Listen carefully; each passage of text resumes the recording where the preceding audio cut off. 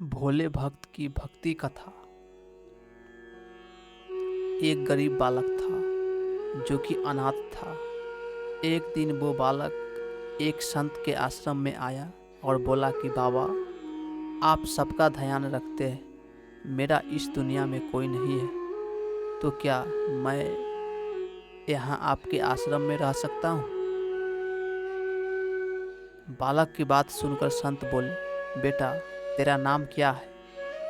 उस बालक ने कहा, मेरा कोई नाम नहीं है।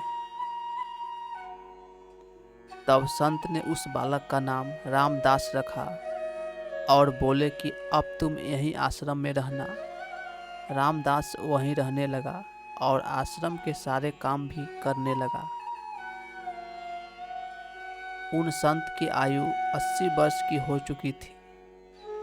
एक दिन वो अपने शिष्यों से बोले कि मुझे तीर्थ यात्रा पर जाना है, तुम में से कौन कौन मेरे साथ चलेगा और कौन कौन आश्रम में रुकेगा? संत की बात सुनकर सारे शिष्य बोले कि हम आपके साथ चलेंगे, क्योंकि उनको पता था कि यहाँ आश्रम में रुकेंगे तो सारा काम करना पड़ेगा। इसीलिए सभी बोले कि हम तो आपके साथ तीर्थ यात्रा पर चलेंगे। अब संत सोच में पड़ गए कि किसे साथ ले जाए और किसे नहीं, क्योंकि आश्रम पर किसी का रुकना भी जरूरी था। बालक रामदास संत के पास आया और बोला, बाबा, अगर आपको ठीक लगे तो मैं यहीं आश्रम पर रुक जाता हूँ। संत ने कहा कि ठीक है, पर तुझे काम करना पड़ेगा। आश्रम की साफ सफाई में भले ही कमी रह जाए, पर ठाकुर जी की सेवा में कोई कमी मत रखना। रामदास ने संत से कहा कि बाबा, मुझे तो ठाकुर जी की सेवा करनी नहीं आती, आप बता दीजिए कि ठाकुर जी की सेवा कैसे करनी है, फिर मैं कर दूंगा। संत रामदास को अपने साथ मंदिर में ले गए। वहाँ उस मंदिर में राम दरबार की झांकी थी। श्री राम जी, सीता जी, लक्ष्मण जी और हनुमान जी थे। संत ने बालक रामदास को ठाकुर जी की सेवा कैसे करनी है सब सिखा दिया। रामदास ने गुरु जी से कहा कि बाबा, मेरा इनसे रिश्ता क्या होगा, ये भी बता दो, क्योंकि अगर रिश्ता पता चल जाए तो सेवा करने में आनंद आएगा। उन संत ने बालक रामदास से कहा कि तू कहता था ना कि मेरा कोई नहीं है, तो आज से ये राम जी और सीता जी तेरे माता पिता है।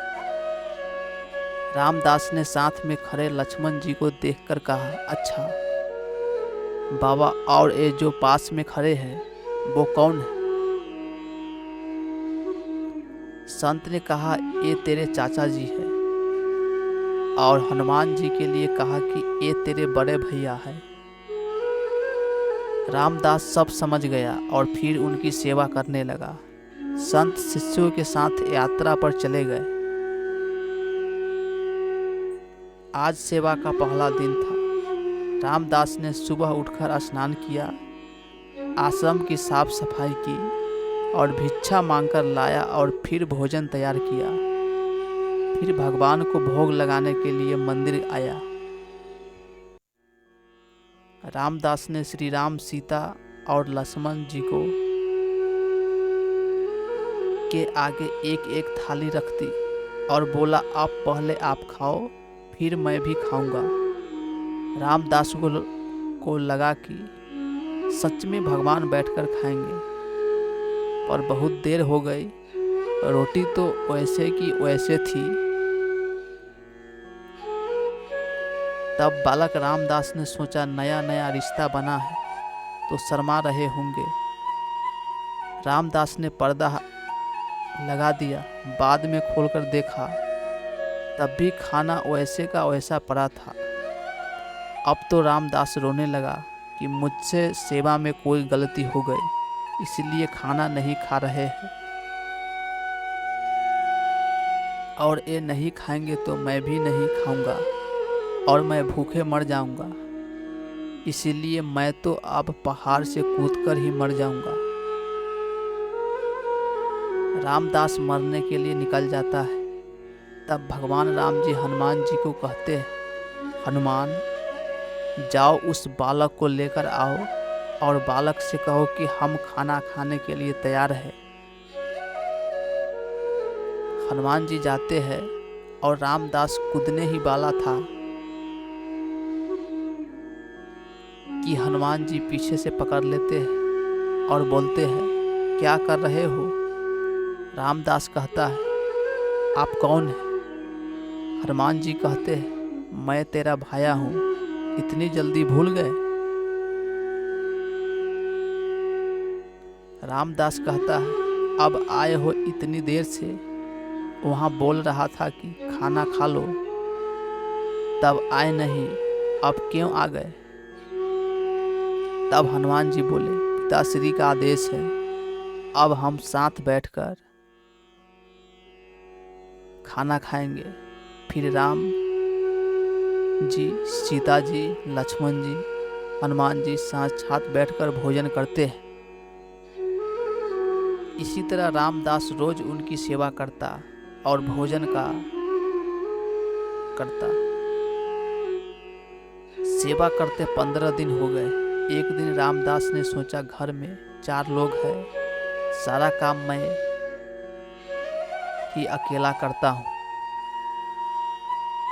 बाकी लोग तो दिन भर घर में आराम करते हैं। मेरे माँ बाप, चाचा, भाई तो कोई काम नहीं करते, सारे दिन खाते रहते हैं। मैं ऐसा नहीं चलने दूंगा। रामदास मंदिर जाता है और कहता है, पिताजी, कुछ बात करनी है आपसे। राम जी कहते हैं, बोलो बेटा, क्या बात है?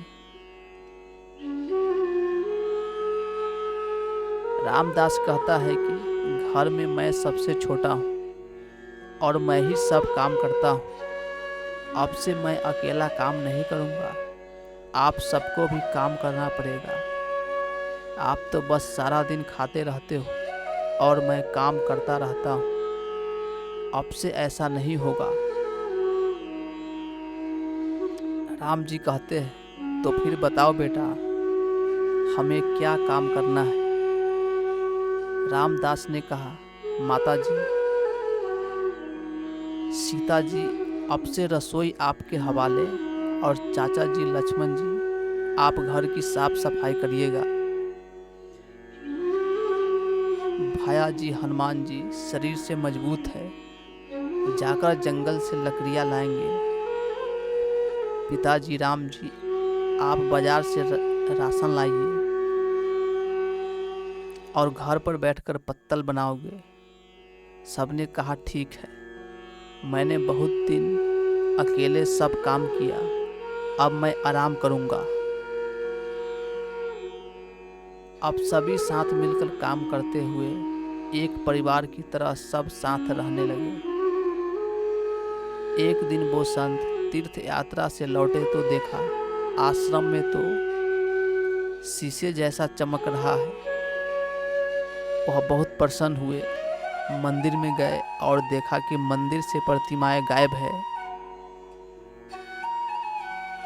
संत ने सोचा, कहीं रामदास ने प्रतिमा बेच तो नहीं दी।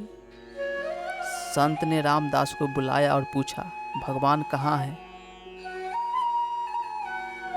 रामदास भी अकड़ कर बोला कि मुझे क्या पता, हनुमान भाया जंगल लकड़ी लाने गए होंगे, लखन चाचा झाड़ू पोछा कर रहे होंगे, पिताजी राम पत्तल बना रहे होंगे, माता सीता रसोई में काम कर रही होगी। संत बोले, ये क्या बोल रहा है? रामदास ने कहा, बाबा, मैं सच बोल रहा हूँ। जब से आप गए हैं ये चारों काम में लगे हुए हैं। वो संत भागकर रसोई में गए और सिर्फ एक झलक देखी कि सीता जी भोजन बना रही है, राम जी पत्तल बना रहे हैं, और फिर वो गायब हो गए और मंदिर में विराजमान हो गए। संत रामदास के पास गए और बोले, आज तुमने मुझे मेरे ठाकुर का दर्शन कराया, तू धन्य है। और संत ने रो रो कर रामदास के पैर पकड़ लिए। रामदास जैसे भोले निश्चल भक्तों की भक्ति से विवश होकर भगवान को भी साधारण मनुष्य के तरह जीवन व्यतीत करने आना पड़ता है। जय श्री राम।